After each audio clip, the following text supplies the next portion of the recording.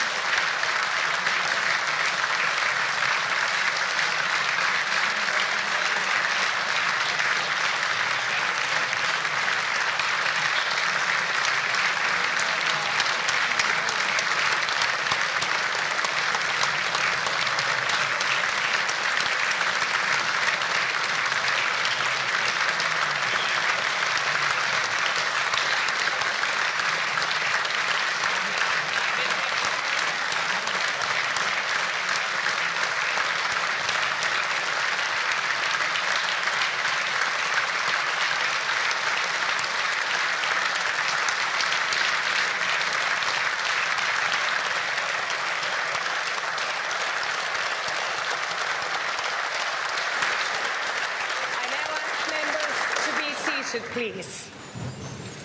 You can sit. Thank you, Fairla. Your Excellency, President Zelensky, Taoiseach Taoiseach, members of Dáil and Shannon, Ambassador Jurasco, distinguished guests and friends of Ukraine. A Uachtarán Zelensky, tá fáilte bharó a bhí Loin, Onad Parliament nor Siúnta na Héireann. Is mór an meas atá a gcuin ort féin agus ar bhuintear na húchráin, agus an tasamhacht agus an dingmháilteacht atá léirithe guibh, chun mhór tír a chosint an unróthair. President Zelensky, you are most welcome to Leinster House, our national parliament. I would like to also welcome the First Lady. Mrs. Zelenska is a woman who has become a symbol of Ukrainian dignity and resilience, and you are a model for women worldwide.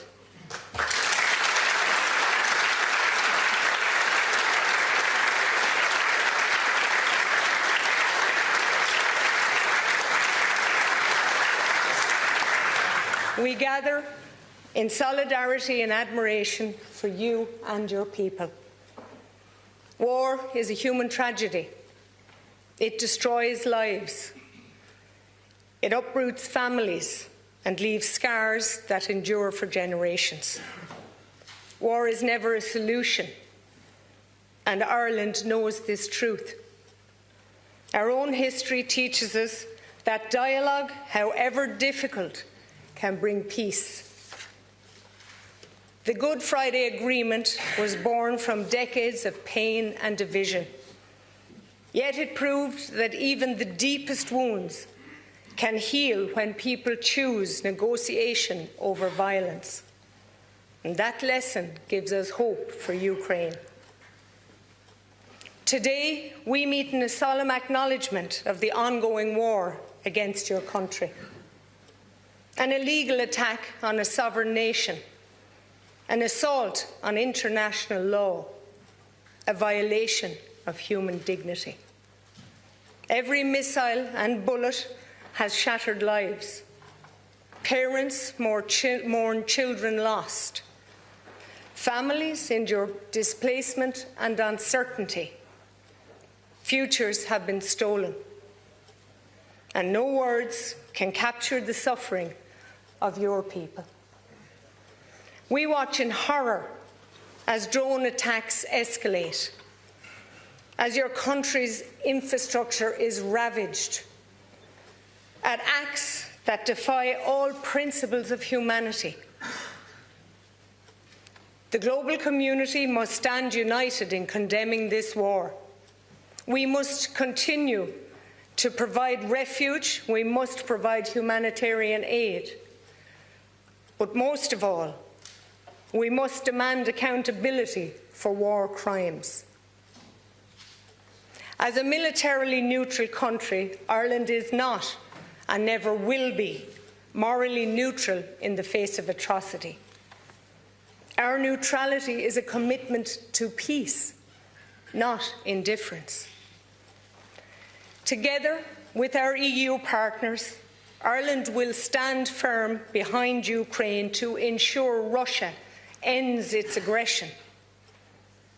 The Irish, who themselves have lived through the trauma of immigration and war, have opened their hearts and their homes to the thousands of Ukrainians who now live and work among us. Your people enrich our communities and share their culture, even though their hearts are still with Ukraine. Ireland's journey to peace was long and arduous, but it succeeded because people persevered in the belief that peace is the only solution. The same possibility exists for Ukraine. World leaders would do well to reflect on the powerful words of John F. Kennedy, an American president born of Irish emigrants, a man whose family left the very shores of New Ross, my home constituency in Wexford. As he declared with unwavering conviction in his inaugural address, "Let every nation know, whether it wishes us well or ill, that we shall pay any price, bear any burden, meet any hardship, support any friend, oppose any foe, to assure the survival and the success of liberty."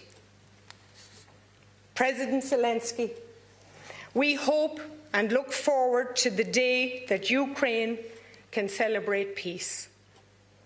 We stand with the Ukrainian people in solidarity, in friendship, and in hope. May your courage and the strength of your people lead to a just and lasting peace. Thank you. I now invite you to address.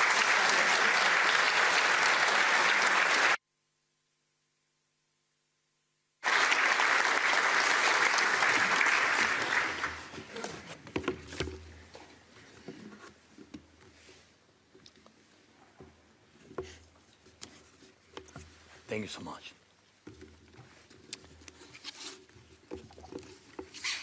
Ken Corley, Kohirla, deputies and senators, dear friends, dear Ireland.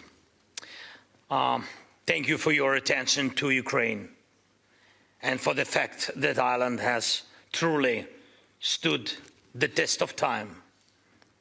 Thank you for providing home and protection to our people when they needed it most once the war broke out back home. While in some societies the fatigue from news about the war is growing, we do not feel that your voice, the voice of Ireland, is turning quieter. Thank you. Our peoples, Ukrainian and Irish, are among the few in Europe who spent centuries fighting for the right to remain themselves. And now, for nearly 4 years of Russia's full-scale war against our people, our children, the most devastating war for freedom in Europe since World War II, Ireland has stood firmly and clearly for our independence and for a just end to this war. So thank you for your steadfast support for these years of standing with us. And thank you for not losing faith in us, just as we do not lose faith that the day will come when we will welcome all our friends to Ukraine in peace, and when we will welcome home all our people who were forced to flee back to a peaceful Ukraine, back home. And we are working to make it real. This morning here in Ireland, our team delivered a full briefing following the meetings in the United States, and we are fully engaged in negotiations, and we are only stepping up our efforts. Our team is now looking ahead to next very important meetings. Today, Ukraine is closer to peace than ever before, and there is a real chance. But we must seize this chance fully, the whole world, not just one of another powerful country. Ukraine wants peace. Ladies and gentlemen, one strong country can start a war. Another strong country can help to stop the war. But to restore justice and defend what's right, we need a community, a world made up of many different nations. It is the community of nations that decides, united by shared sentiments, shared aspirations, a shared desire for justice. It is a community of nations that makes peace truly lasting. Geographically, large or small, politically influential or playing a different role, economically powerful or not, when these different voices stand together on the side of justice, on the side of free people, there is only one possible outcome: peace, and justice must prevail. When you have a true community of nations on your side, you cannot be crushed and your rights can be restored. No one can break the world alone. Not even Russia, not even with its few bodies. No one can lie to the entire world forever, not even Putin. No one can stand against everyone else. And that is the truth, but also true, one can inspire everyone else. And that is why Ukraine is fighting for every voice in the world, for every community in every region. We are trying to reach every heart, to answer every doubt, to counter every accusation with facts. And we are searching for and finding friends wherever we can. We have managed to unite the majority of the world, and that unity has become our main weapon in protecting life. And we have kept the world's attention, and that gives us time to resist Russia's attempts to destroy us. We are involving everyone we can in diplomatic efforts, and that is the best path forward. It is a great honor for me to stand here today in a country that understands the price of freedom, understands better than many in Europe, better than many in the world, and that shares our belief that every voice counts, every nation matters. Ireland is doing so much to help others understand why it is important to stand together, to remain a community based on shared values. Thank you for that. And we will continue to coordinate with you and with everyone who can help, and to inform all those who can influence the outcome, so that one day we can achieve what many still believe to be impossible.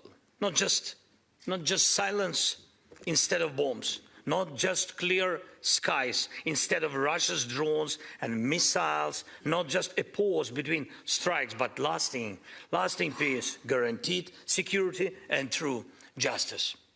Human memory is often short and attention can be fleeting, so please remind the world every time it is needed that Russia's invasion of Ukraine is a criminal and unprovoked act of aggression which cries for justice.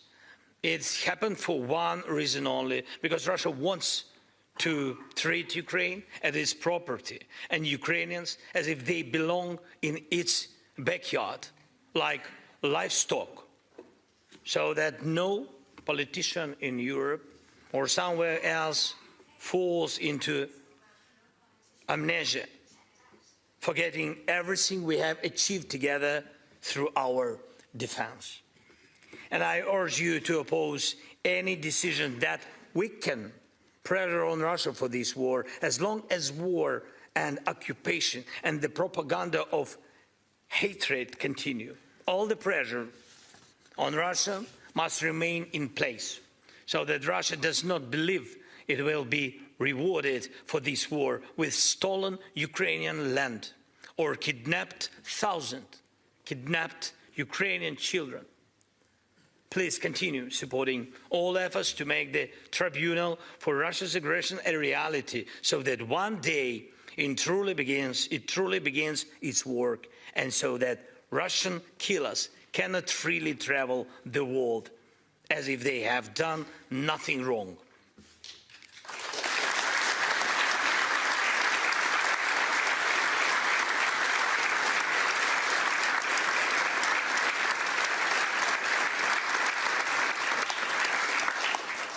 We must protect the unity that has existed since 2022, a unity of different nations united in the protection of life and justice. And we are speaking about the future. There is no good future for Europe without this unity. Ukraine wants to stand together with those whose history, values, struggle reflect our own. We want to stand alongside Ireland in the European Union as equals. And I'm confident that this will happen. Europe cannot run away from its own values.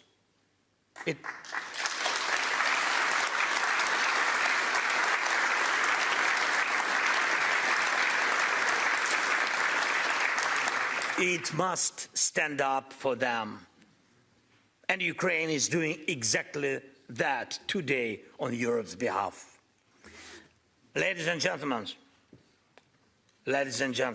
dear Ireland, please remember your voice matters. From Ireland's vote at the United Nations to the words in your media, from your thoughts here in Dublin to every home in the global Irish community around the world. That's millions of people who can influence hundreds of millions more. When the most powerful apply pressure, the global community helps guide that pressure in the right direction. Just as there is no capital in the world unaware of what St. Patrick's Day is, there should be no capital that does not know that the Irish, together with the Ukrainians and many other nations, are united for a real peace.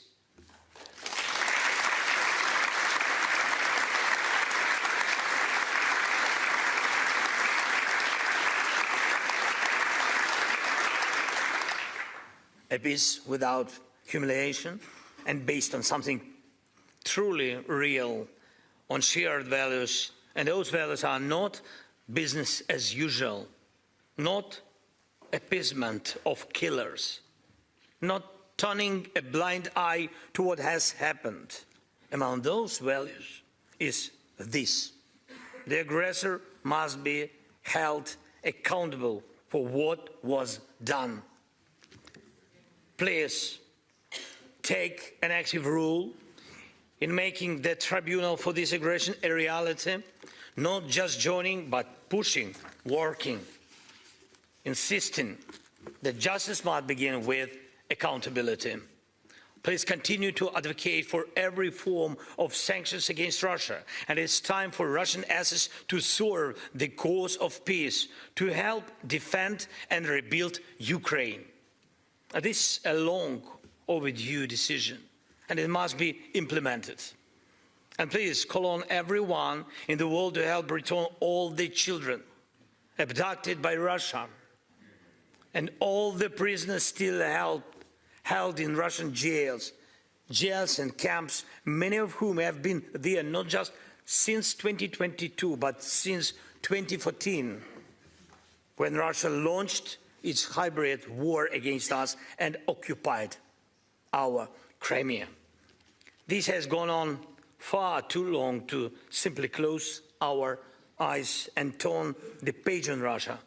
Without a just peace, hatred will not fade. It will continue to smolder and provoke new and new violence. History has seen this before, and this time it must be different. We need real peace. Help us achieve it and never lose your faith in Ukraine. Thank you, Ireland. Glory to Ukraine. Thank you.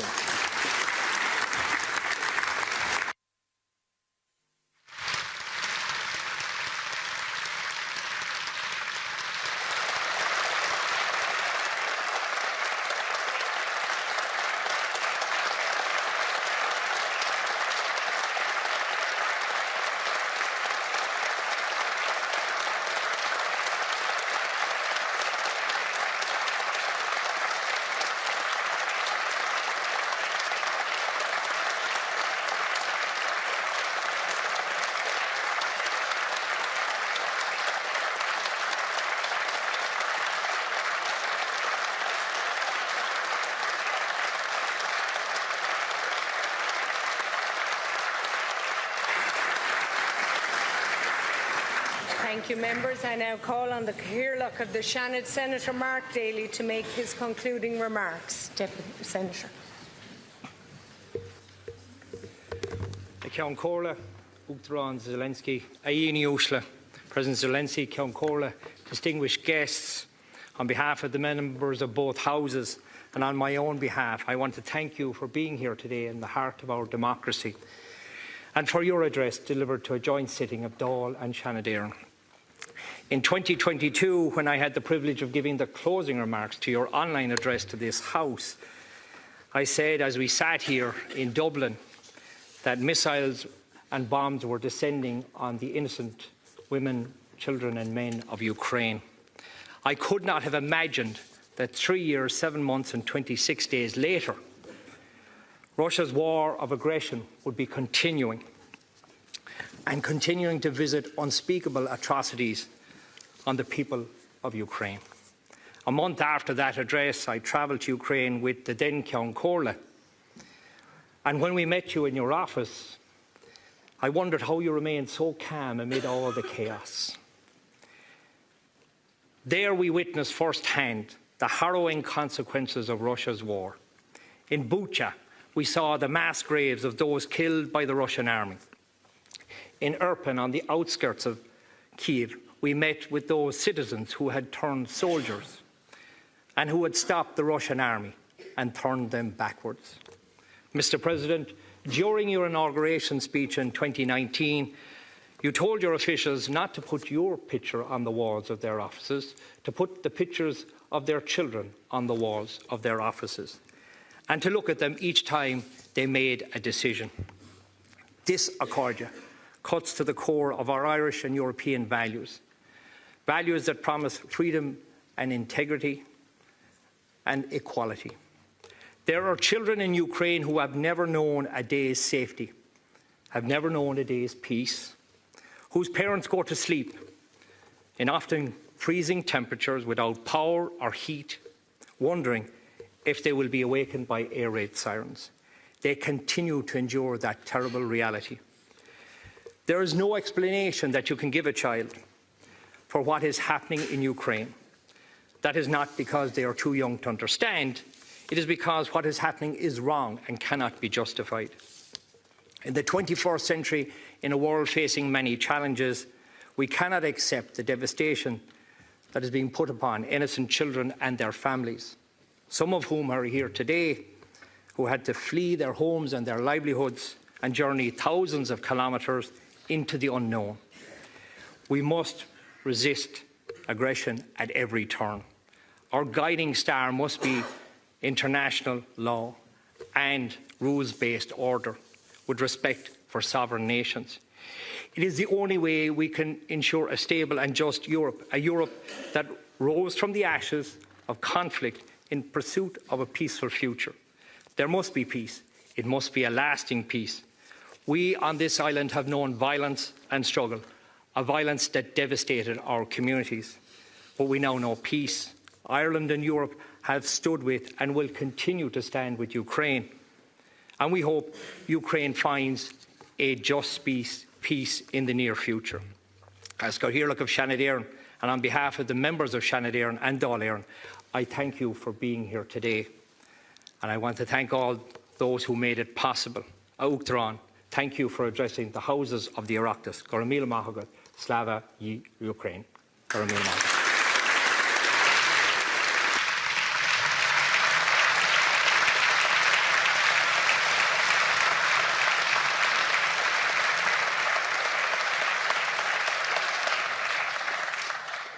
Thank you, Senators and Deputies. And just before we adjourn the sitting, if I could once again reiterate, it's an honour to have you here with us. Prior to our last address, which was on a big screen, I thank the members for the cooperation. I thank all of the staff who have made this possible, and your own detail who have had seriously good engagement with us. Thank you to the First Lady, Madam Zelenska, who has accompanied you.